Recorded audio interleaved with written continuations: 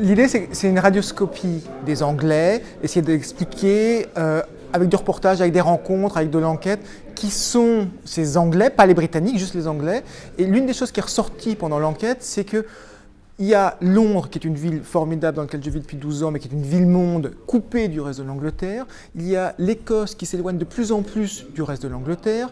Il y a l'Angleterre ou le Royaume-Uni qui envisage de quitter l'Union européenne. Et il y a une sorte de flottement en ce moment des Anglais qui ne savent plus très bien où ils en sont. Et on voit ça par exemple d'un point de vue électoral avec la montée du UKIP, le parti anti-européen, europhobe, anti-immigration, qui trouve des voix justement dans ce doute, dans cette petite classe populaire ou moyenne qui a du mal à boucler les fins de mois, qui trouve qu'il y a trop d'immigration, qui est un peu perdu sur qu'est-ce que c'est que d'être anglais aujourd'hui. Est-ce qu'on doit être ouvert au monde? Est-ce qu'on doit se retourner sur nous-mêmes? Ils ne savent plus très bien. Il y a un doute qui existe pour de vrai. Les Français font les malaises identitaires bien mieux que les Anglais. Les Anglais, ils n'aiment pas trop se regarder le nombril. Les Français adorent se regarder le nombril.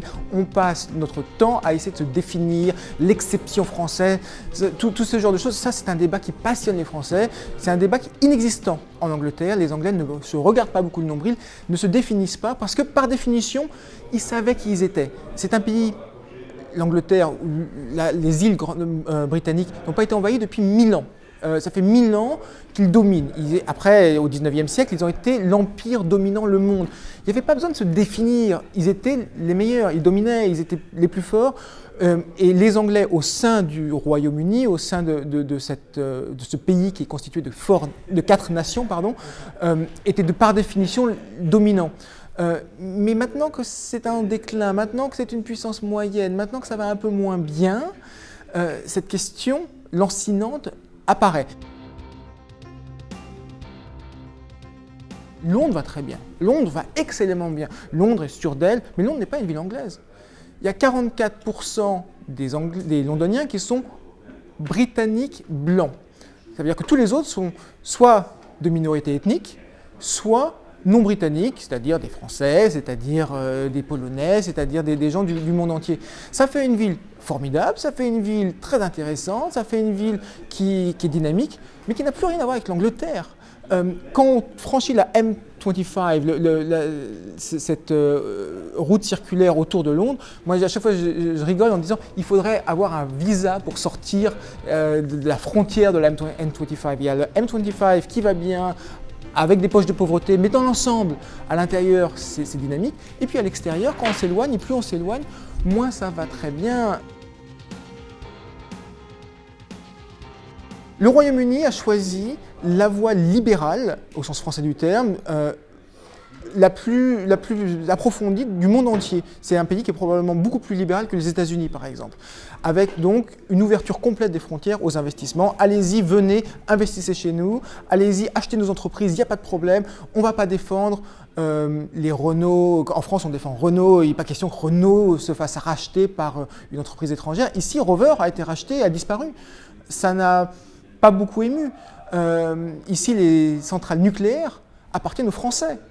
Imaginez les centrales nucléaires françaises appartenir aux Britanniques, ce serait le tollé.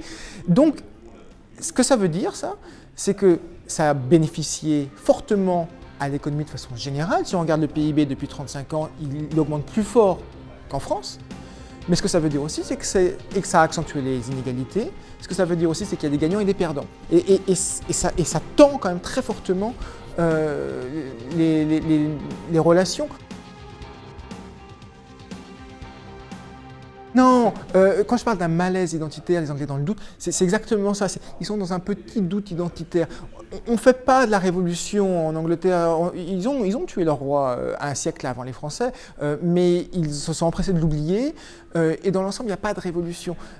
L'Angleterre est très forte, très douée pour s'adapter, pour aller en fonction de du moment. Et ils sont très très forts pour ça.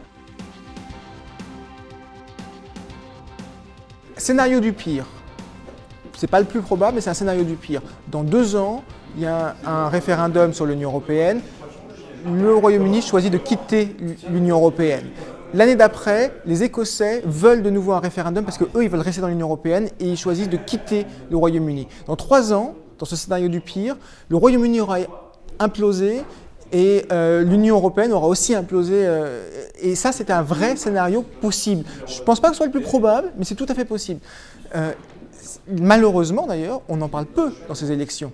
Les Britanniques eux-mêmes, à mon avis, les partis politiques mènent une campagne qui n'est pas très intéressante, qui explique que les Français ne s'y intéressent pas beaucoup, mais les Britanniques non plus s'y intéressent pas beaucoup, je vous rassure.